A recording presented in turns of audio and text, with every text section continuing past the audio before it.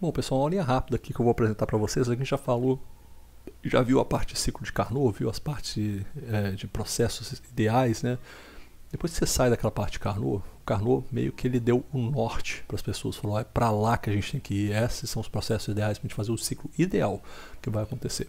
Então, depois do Carnot, os engenheiros foram buscando maneiras de criar ciclos, né, ciclos reais que fossem úteis para fazer o ciclo de Carnot. Porque vocês podem ver lá nos vídeos que eu falo do ciclo de Carnot que realmente o ciclo de Carnot é meio difícil de fazer na prática, né? Tem um monte de coisas que vão impedir que a gente chegue na prática. Uma das primeiras coisas que foram feitas, os primeiros ciclos surgiram, foi o ciclo Stirling.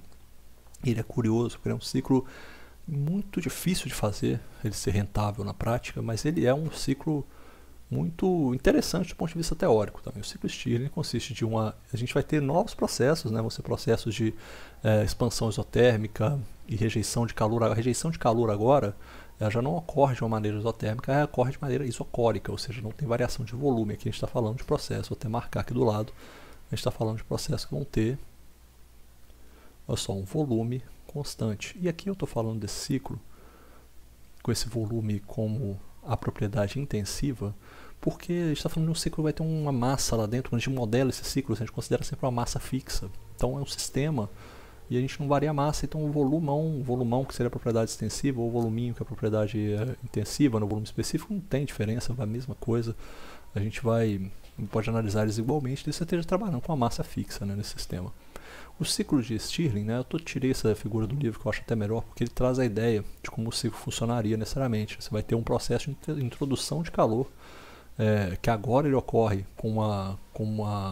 junto ali, agora você tem uma expansão que ocorre com uma temperatura constante. Você vai ter processos, né, que são processos de regeneração, que aí eles vão ocorrer nesses processos isocóricos aqui, que você vai ter uma variação, uma velocidade, um volume que não vai ser alterado. Ele se parece um pouquinho com o ciclo de Carnot, e ele realmente pode chegar a ter uma eficiência igual à eficiência de Carnot, mas a prática ele é difícil, porque é muito difícil você vedar esse ciclo, né? Um exemplo, e você também pode reaproveitar esse calor que é jogado aqui para fora na parte de rejeição, você aproveita ele para introduzir ele novamente no sistema, né? Um dos jeitos de funcionar, eu tirei isso também da internet, você teria, por exemplo, um ciclo como esse aqui, operando num cilindro, você aquece esse cilindro quente, ele introduz calor no cilindro quente, ele se expande, como ele está aquecido, ele troca calor para o regenerador para o ciclo frio se aquece, vai se expandir, empurra o pistão para cima, mas aí, depois que ele se aqueceu, né, jogou esse calor para ele, o ciclo que estava quente antes, ele vai perder calor, né? Então ele vai cair de novo, vai comprimir, vai entrar em compressão.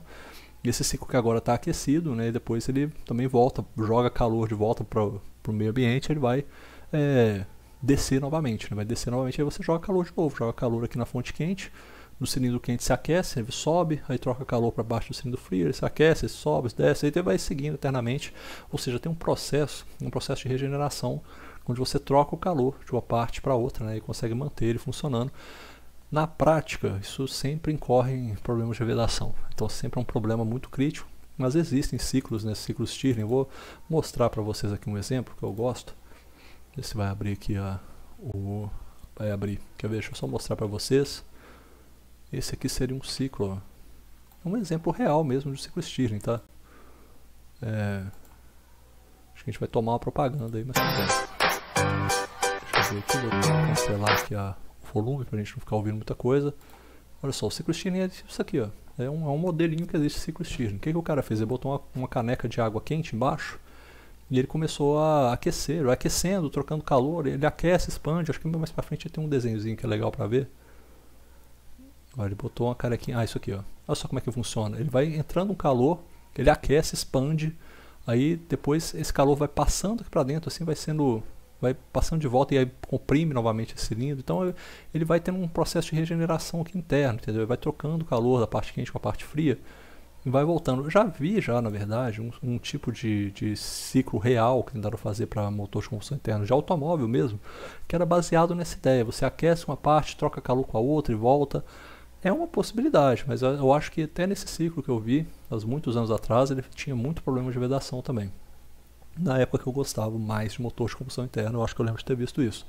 Nessa aqui é um ciclo que ainda infere muitos problemas de vedação. O que é legal desse ciclo, você pode comprar essa pecinha para você ter em casa, é que aqui está uma parte quente, né? Então está aquecendo, ali está girando esse ciclo, né? Se você tira essa fonte de calor que ele tem aqui, coloca uma fonte de gelo, por exemplo, um bloco de gelo embaixo dele, ele vai começar a parar, depois ele para e ele reverte, começa a girar no sentido contrário, ou seja, um ciclo reversível também.